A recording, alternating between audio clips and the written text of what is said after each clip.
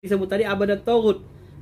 Nanti dia meninggal, jin korinya ikut setan, jiwa dia, ruh dia itu pun setelah disiksa nanti pertanyaan-pertanyaan munkar nakir itu pun akan ngikut tersiksa di alam. Maka itu menurut sebagian ulama ya, maka yang disebutkan ayat Quran tadi itu abadat tauhid. Dia menjadi kalau dalam bahasa Indonesia seperti siluman. Maka nanti kalau ada penampakan siluman, itu bisa jadi jiwa manusia yang dulunya manusia diturunkan derajatnya menjadi jin, menjadi tercela gitu jiwanya itu ya. Nah, sebagian ulama berpendapat begitu. Dalilnya ayat yang tadi, wa abadat tauhid, itu orang-orang yang dikutu oleh Allah Subhanahu wa taala. Ya, tapi jarang-jarang ada orang yang tahu ini, Pak. Karena ini kita dalami juga di dalam ilmu spiritual dan ayatnya ada, dan ada ulama yang berpendapat begitu. Hadisnya ada juga, tapi hadisnya agak lemah kata Quraisy Shihab. Ya, sebagian ulama mandang lemah hadis itu, ya. Itu bedanya, Pak ya. Kemudian apalagi? Cukup, Ustaz? Ya, cukup. Berikutnya dari Bu Ani, ada orang bisa memindahkan uang dari satu tempat ke tempat lain. Apakah dia menggunakan jin atau sihir atau ilmu orang itu sendiri? Sangat. Kita kalau nggak tahu ilmunya ini pasti menduga-duga. Kalau udah bicara jin ini, karena jin ini namanya tersembunyi kan, kita nggak tahu, nggak ngerti, maka kita selalu duga-duga. Maka kita tanyalah kepada ahlinya, gitu kan. Saya pernah bertanya ini kepada salah satu guru saya, beliau mengatakan itu kerjaan jin katanya. Dan beliau bisa melakukan itu, punya kemampuan seperti itu, karena bisa menundukkan jin. Di antara para mursyid tarekat itu yang sudah tinggi ilmunya, ditakuti jin dan bisa menundukkan jin-jin Islam. Salah satu jin Islam membantunya itu salah satu dengan cara memberi uang, mindahkan uang gitu kan, dari satu tempat ke tempat lain. Itu kata beliau itu perbuatan jin. Nah, gitu ya. Jadi saya tidak mengatakan dari saya, itu dari orang yang ahlinya gitu ya. Ada lagi? Kemudian ya, Pak Pira? Pokoknya langsung ini ada yang present dari tadi Pak Julius. Ya. Jika di rumah kita ada makhluk lain dan kadang dia menampakkan diri apakah jin, bagaimana mengusirnya? Kita diamkan saja karena dia juga makhluk Allah. Ya. Sebenarnya Bapak Ibu yang dirahmati Allah, di dalam Al-Quran, jin itu sudah berjanji tidak akan mengganggu manusia. Apabila mereka menampakkan wujudnya, itu sama dengan manusia menunjukkan auratnya. Kalau kita bukan aurat kan malu kan? Kalau manusia, nah jin kalau dia menampakkan wujudnya di manusia, di alam manusia, itu sama dengan seperti buka aurat. Sebenarnya mereka malu. Biasanya yang seperti itu tidak dilakukan oleh jin-jin muslim. Jin-jin muslim itu yang baik, mereka tidak mau mengganggu orang beriman. Tetap ada di rumah kita, mereka malah kadang membantu kita tanpa kita ketahui. Ada serangan-serangan kalau kita jaga sholat 5 waktu, ya, sholat kita 5 waktu, sekeluarga itu jaga sholat 5 waktu, itu yang menghuni rumahnya nanti jin Islam. Mereka tidak mengganggu. Malah kalau ada jin-jin kafir serangan sihir, kadang mereka menangkisnya tanpa kita ketahui, tanpa kita sadari gitu ya. Kadang mereka membantu begitu. Jadi selama mereka, kalau dia jin Islam, selama tidak mengganggu kita, tidak ada masalah. Tapi kalau muncul-munculkan wajahnya itu mengganggu kan. Biasanya itu biasanya jin kafir atau jin Islam tapi yang pasiknya, yang bandelnya gitu kan. Nah, maka untuk yang seperti itu kalau kita merasa terganggu, ya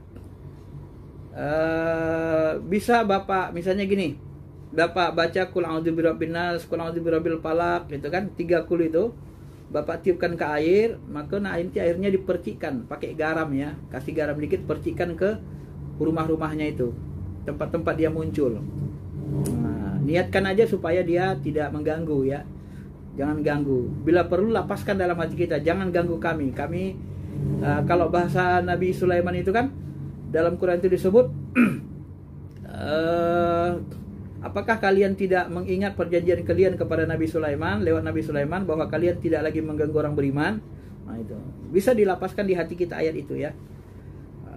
Disampaikan begitu dan dia dengar itu, dan nanti mudah-mudahan dia tidak mengganggu lagi. Jadi kalau mengganggu kita rasa, gunakan seperti itu. Kalau jin-jin yang jahat itu, dia dengan ayat-ayat Quran yang kita bacakan dengan khusyuk, mereka tersakiti. Jadi kalau sering kita entah seminggu sekali atau 3 hari sekali kita percikan air keliling, maka mereka dengan sendirinya akan pergi, nggak kuat. Karena ketika masuk mereka akan merasa terbakar. Akhirnya mereka nanti tidak betah di rumah itu, gitu ya. Semakin banyak kita baca Quran pun, surah Al-Baqarah seperti yang disebutkan tadi, ya. Ayat 255 banyak baca ayat kursi, khawatim Al-Baqarah, termasuk Al-Baqarah ayat 1 sampai 5 itu juga membuat jin-jin yang tidak baik, tidak betah berada di rumah kita, gitu ya. Nah, begitu saja Pak ya, kalau Bapak merasa terganggu. Kalau mau ditambah pakai tambah air ya, disiram, dibacakan ayat kursi, dibacakan 30 dan seterusnya. Ya, sebelum bertanya langsung ini dari chat, apakah jin juga bermasyarakat seperti kehidupan manusia? Dari Pak Sujono. Oh iya, jin itu berpuak-puak, bersuku-suku, berbangsa-bangsa, sama kayak kita. Manusia ini ada orang Asia kecil-kecil, pendek-pendek, ada orang Eropa tegap tinggi, ya. Sekarang ini lagi perang kan, Eropa, ada orang Amerika, lain lagi ada orang Cina, lain lagi kulitnya, Taiwan. Sama, jin itu gitu juga. Ada jin Ifrit, golongan Ifrit yang paling kuatnya, itu paling kuat, bisa memindahkan singgasana Ratu Balkis itu, ya, dari negeri Sabah, langsung ke Palestina dalam satu gerakan, ya. Ana atika bihi qabla an taquma min maqamik, katanya dengan Nabi Sulaiman. Saya bisa memindahkan singgasana Ratu Balkis itu sebelum engkau berdiri dari tempat dudukmu Sulaiman, saya bisa pindahkan, katanya. Itu kekuatan jin Ifrit. Maka jin yang paling kuat itu jin Ifrit. Nah, maka saya sering sampaikan begini ke jemaah Bapak Ibu yang dirahmati Allah, ya. Ketika Nabi Muhammad Mi'raj itu dikejar dengan jin yang paling kuat namanya Ifrit. Dikuat. Lalu Nabi Muhammad disuruh Jibril membaca Qul huwallahu ahad, Qul a'udzu birabbil falaq, Qul a'udzu birabbin nas, mau'izatain. Dengan membaca mau'izatain, iblis jin Ifrit itu bisa terpental. Ya. Dengan khusyuk dibaca bisa terpental. Maka itu saya sampaikan. Nah, kalau jin yang kuat saja kita baca dengan khusyuk mau'izatain, Al-Qur'an itu bisa hancur, terpental. Bagaimana jin-jin yang lemah di bawahnya gitu. Tergantung tingkat kekhusyukan kita, rasa dekat kita ke Allah gitu. Semakin khusyuk, semakin kuat energi ayat Quran itu gitu ya. Nah, begitu dia sifatnya. Jadi jin itu memang berpuak-puak. Ada jin Ifrit, ada jin yang licik marit, ada nanti jin seperti kata Nabi ada yang jin terbang. Ya, jin yang terbang di udara-udara itu nanti kekuatan mereka kalau bulan purnama mereka semakin kuat. Maka orang-orang yang bersekutu dengan setan itu suka menggunakan sirnya di bulan purnama. Itu biasanya jin-jin yang terbang itu kekuatan mereka semakin kuat kalau bulan purnama. Maka disitulah ngambil kesempatan, ya. Orang-orang yang fasik itu yang bersekutu dengan setan itu. Kemudian ada jin yang suka minum darah. Maka kalau ada darah nipas, darah haid atau darah istihadah atau darah orang yang melahirkan itu kan, itu hati-hati, jangan sembarang-sembarang dibuang, ya. Nah, itu diincar sama jin-jin tertentu, setan-setan tertentu. Dia suka darah. Ada yang suka darah. Gimana cara dia minum? Dia hirup saja. Wah, gitu, dihirup saja gitu, ya. Makanan-makanan kita yang terbuka, kata Nabi kan nggak boleh terbuka. Sebab kalau makanan kita terbuka, itu dihisap saripatinya sama jin, dimakannya. Jadi makanan itu bekas dari makanan jin-jin. Takutnya jin-jin kafir yang makan di situ. Makanya kita, kata Nabi, makanan itu tutuplah. Minuman kita, teh kita, dikasih yang tutup. Jadi minuman itu, cangkir-cangkir itu pakai tutup Bapak Ibu. Dan menutupnya baca bismillah. Dengan bismillah itu setan jin tidak bisa membuka, kata Nabi SAW. Ya, mereka nggak bisa buka. Pintu rumah kita di bismillahirrahmanirrahim, nutup pintu waktu mau tidur, mereka nggak bisa buka dengan bismillah itu, ya. Karena kita berbuat dengan nama Allah. Makan pun gitu, bismillahirrahmanirrahim. Setan nggak ikut. Tapi kalau kita makan tangan kiri, nggak ada baca bismillah, ya mereka ikut. Mereka senang. Masuk rumah nggak baca bismillah, oh pesta mereka.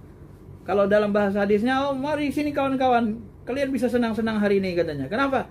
Ini orangnya nggak baca bismillah, enak bebas, bisa makan, bisa minum. Tapi kalau masuk rumah kita baca bismillah, kata setan di dalam hadis, nggak ada lagi kesempatan kalian untuk makan minum. Orangnya ini orang taat, baca bismillah, ya. Maka segala sesuatu digunakan baca bismillah. Sehingga ada satu riwayat, seorang sahabat atau tabiin, dia terus baca bismillah asal buat baik, sampai setan yang menggoda dia kurus kering datang melapor, kamu kok kurus banget? Ya bagaimana nggak kurus, Yang kugoda itu orangnya iman, bertakwa, setiap berbuat baca bismillah, baca bismillah. Dia makan baca bismillah, minum baca bismillah, ngapain baca bismillah. Sehingga aku nggak bisa ikut makan, nggak bisa ikut ini. Ya kurus kering lah, lemes. Nah, jangan sepele Bapak Ibu dengan baca bismillah. Buat baik itu, nutup pintu pun baca bismillah kata Nabi. Supaya jangan disertai setan-setan itu. Setan itu banyak sekali ya. Saya nggak mungkin mengurainya, nanti diurai bisa sampai berjam-jam itu setan itu. Ya, ngeri-ngeri ada setan yang ya itulah, kalau di Indonesia ada yang bentuk kuntilanak, kalau di barat nanti ada seperti bentuk pampir, itu setan, itu jin semua. Cuman dia suku-sukunya beda-beda kan. Ada yang suka tinggal di hutan, ada yang nggak mau di hutan, maunya di air aja, ada yang berbentuk ular tinggal di air, macam-macam ya. Ada yang mau tinggalnya di pohon aja ya, ada yang model terbang tadi seperti kata Nabi, ada yang bisa merubah bentuk dan seterusnya. Sama seperti manusia. Indonesia saja, suku Jawa. Jawa itu ada Jawa halus, ada Jawa yang sedang, ada Jawa, banyak sekali suku Jawa kan. Baru suku Jawa saja kan, misalnya. Suku Batak pun gitu. Banyak sekali suku Batak itu jenisnya. Nah, di alam jin pun begitu. Mereka bersuku-suku, berpuak-puak ya. Berkerajaan-kerajaan. Ada rajanya masing-masing. Apa bedanya? Ada yang bilang yang suka melawan orang tua kena teluh dari wanita. Apakah itu benar? Baik, kadang-kadang suka tersenyum, tiba-tiba menangis. Maka setan atau sedang bercanda dengan malaikat. Ya, seseorang suka melawan orang tua. Yang suka melawan orang tua bisa jadi kena teluh wanita, begitu ya? Apakah itu benar? Ya, kalau kita salah satu ciri orang yang diguna-gunai, ya, dia suka sekali dengan wanita itu, tidak normal sukanya, lalu karena suka tidak normal itu, lalu dia melawan siapa saja. Jangankan orang tua, semua dia lawan. Nah, itu bukan bahagian dari ciri juga ya. Tetapi tidak mesti, makanya kita harus tanya kepada yang ahlinya nanti, dilihat dulu orangnya, betul nggak dia kena teluh, kena guna-guna. Nah, saya kasih amalannya yang saya sudah diajarkan dulu dari kecil. Saya pun kadang-kadang saya amalkan, kadang lupa ngamalinya, tapi saya kasih sama Bapak Ibu. Salah satu amalan yang untuk proteksi diri, kalau Nabi kan sering berdoa, Allahumma ja'alni fi qalbi nuran, ya Allah berikan dalam hatiku cahaya, di depanku cahaya, belakangku cahaya, kiri kanan cahaya, atas bawah cahaya, gitu kan? Itu doa Nabi dalam hadis sahih Bukhari Muslim ketika berangkat ke masjid. Nah, sebahagian guru kita sudah meninggal, guru saya dulu. Beliau mengajarkan ke saya supaya jangan kena guna-guna, Bapak baca ayat kursi, baca ayat kursi dengan khusyuk, niatkan pelindung di depan, kemudian pelindung di belakang, ayat kursi, pelindung di kanan, pelindung di kiri, pelindung di atas, pelindung di bawah.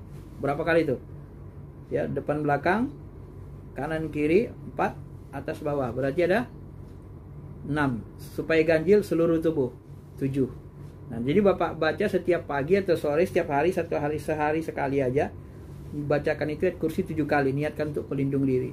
Nah, itu ayat kursi itu akan menjadi pagar gaib bagi kita dari serangan-serangan teluh.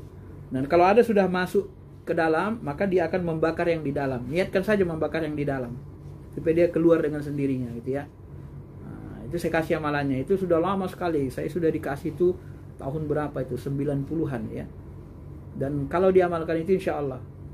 Nah, nanti kalau kita jumpa dengan musuh pun, kalau rajin ngamalkan itu, tiba waktunya dibaca orang pun bisa kebal dengan izin Allah. Ya, kalau belum waktunya untuk meninggal, insya Allah Allah selamatkan. Ya, kalau niatkan. Semua energi ayat Quran itu bisa menjadi melindungi kita di dunia dan di akhirat. Makanya Nabi Muhammad itu dengan para sahabat selalu menang dalam perang. Bukan hanya mengandalkan kekuatan fisik, tapi mereka kekuatan rohaninya, amalannya sangat hebat. Sehingga Imam Ali setiap bertempur nggak pernah kalah kan. Khalid bin Walid itu nggak pernah kalah, asal mimpin perang menang terus, ya kan? Makanya ditakuti para sahabat itu. Kemudian yang berikutnya, Pak Fira. Ya, ada pertanyaan langsung, Ustaz. Mohon dibuka Pak Sujono, Pak Yulis, Bu Sudin, atau Bu Linda ya.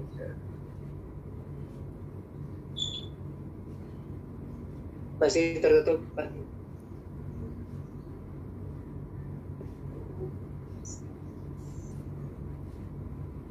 Oh, ya. Nih, langsung ke 6 ini ya. Apa bedanya tindakan kita pengaruh setan atau Allah? Iya. Bedanya syariat saja, Pak, Bu. Jadi kalau dia ke arah yang buruk, itu dari setan. Setan itu kan punya bisikan dalam hati kita. Dia bisik ke pikiran. Biasanya setan dari telinga, pikiran, akal, telinga. Kalau malaikat dari hati, dia ke hati larinya, ya. Kalau setan dari pikiran, dinding hati, dari sodron bisikannya. Nah, nanti kalau dia ngarahnya kepada kejahatan, itu pasti setan. Menimbangnya ilmu syariat Islam, ya. Suruh ninggalin sholat, itu setan itu. Ya. Suruh kita buat jahat, suruh mencuri, itu setan itu. Kalau dia buat baik, itu biasanya malaikat Allah Subhanahu wa taala. Itu memang dikatakan Nabi, di dalam diri kita diberikan bisikan-bisikan yang berasal dari malaikat dan dari setan. Kemudian berikutnya tadi Pak Firman, pertanyaan berikutnya, bagaimana sifat jin korin? Apakah betul dia adalah pendamping manusia? Lalu bagaimana setelah manusia meninggal, apakah jin korin juga mati? Iya. Kalau kita pahami dari hadis Sahih Muslim tadi yang saya sebutkan, ya, setiap kita qorinahu minal jin, ada pendamping jin korin. Jin korin itu dia nanti akan berbentuk seperti wajah kita, fisik rohaninya, ya, seperti wajah kita. Kalau kita orang yang taat kepada Allah, senantiasa mentaati Allah, nanti jin korin kita dia akan menjadi Islam. Seperti dikatakan Nabi, jin korin beliau sudah menjadi Islam sehingga tidak menyuruh kecuali yang baik-baik saja. Nah, apabila kita menjadi orang taat, jin korin kita bergabung dengan jin-jin Islam, dia menjadi orang yang taat.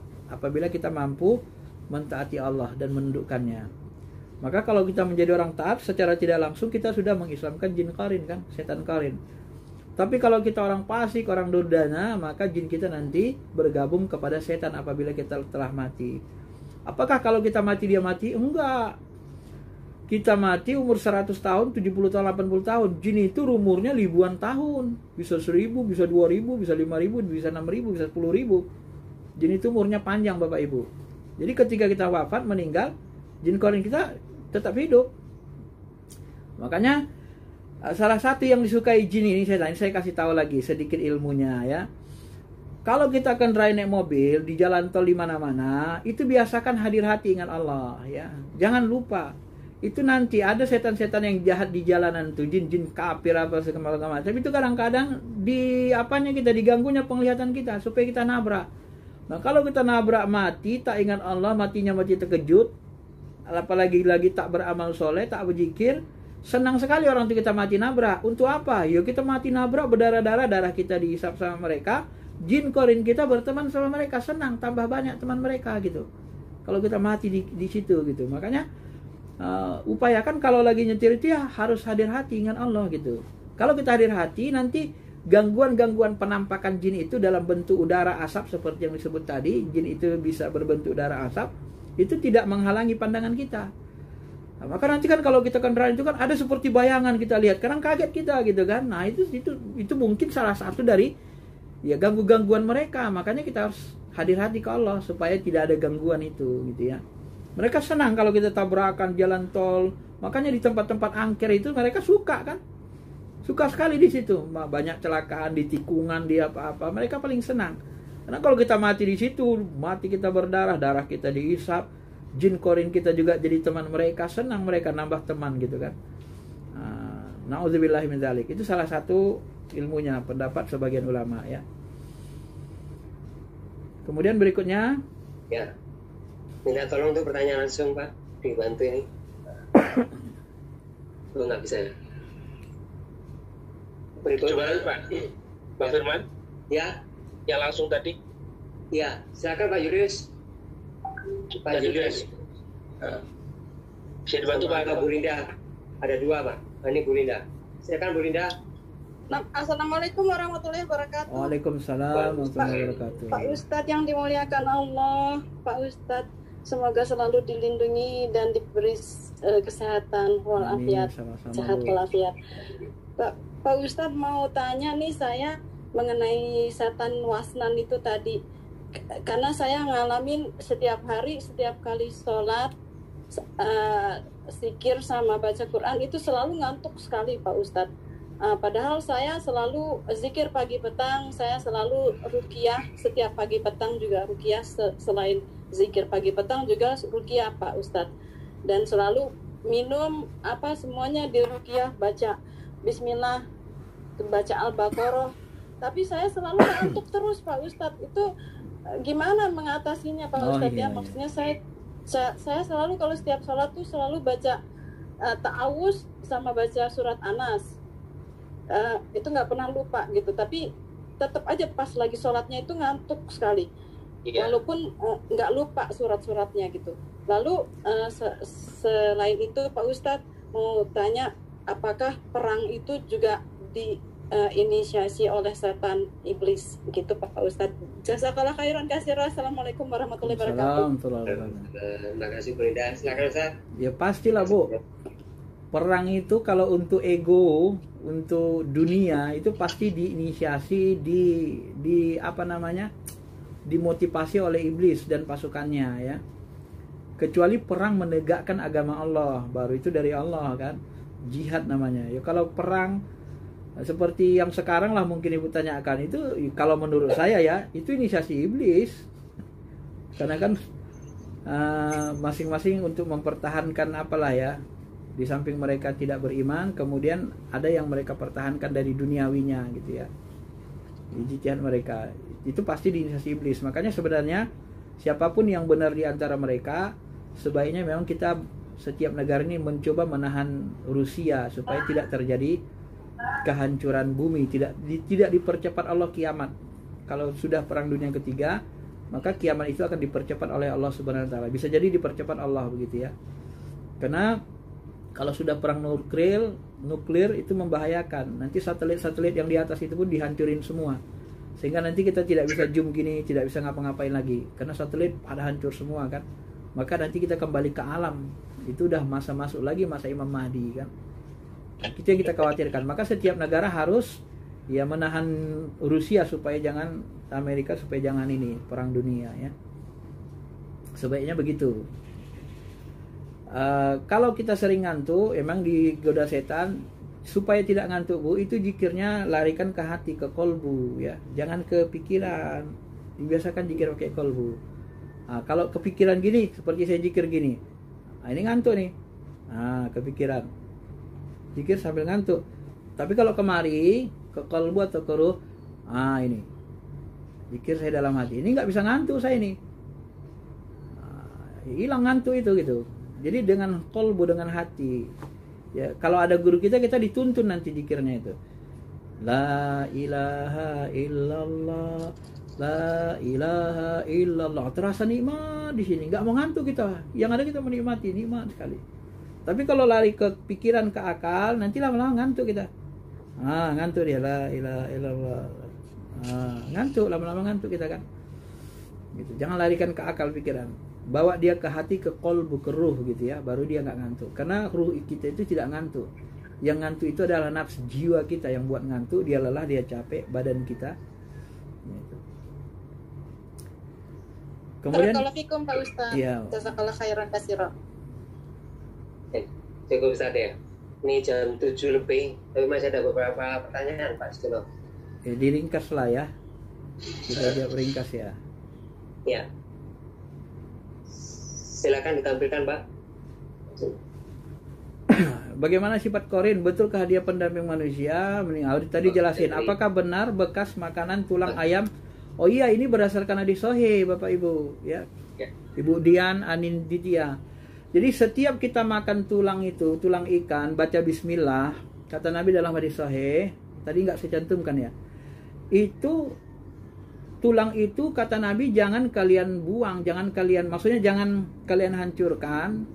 Itu kita buang di tempat sampah, nanti tulang-tulang ikan, tulang-tulang ayam itu akan menjadi daging yang empuk bagi jin-jin muslim. Itu makanan saudara kalian.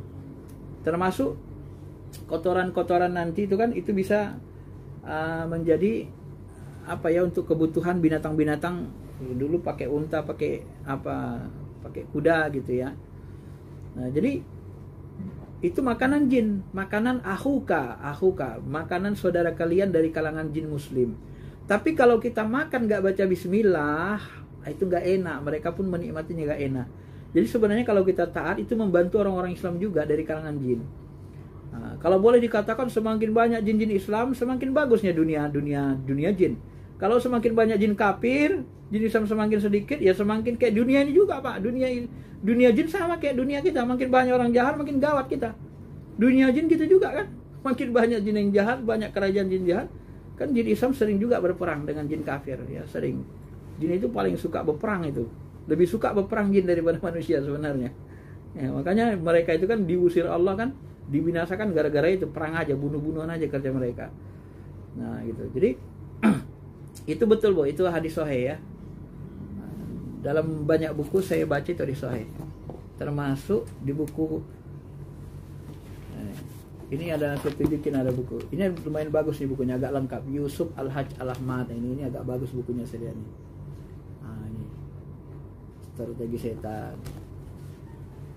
Ini juga agak lumayan nih. Ini buku-buku tambahan tadi di samping buku Profesor Yunari Ilyas ya. Nah, di buku-buku itu termasuk buku Quraisyah pun ada buku lama beliau yang ini. Ini juga bagus juga ini. Nah, beliau membahasnya dari Al-Quran hadis, sisi bahasa. Nah, cuman beliau memahaminya dari ulama-ulama yang